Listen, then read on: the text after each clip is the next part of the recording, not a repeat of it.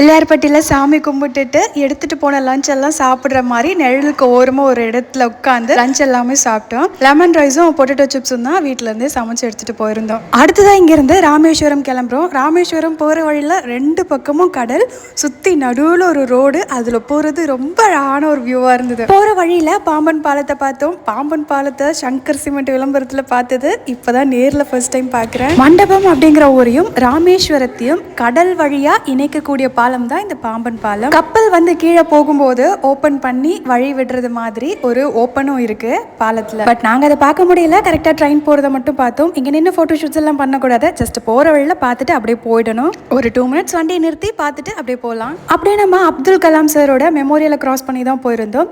Rameswaram reach ஆயிட்டோம். Room எடுத்திருந்தோம். Kosala மடத்துடைய trust room இங்க கிடைச்சது. 2100 rupees 5 பேர் ஸ்டே பண்ற மாதிரி ஏசி ரூம். கார் பார்க்கிங்க்கும் இங்க ஃபெசிலிட்டி இருக்கு. அடுத்த vlogல கண்டினியூ பண்றேன். பாய்.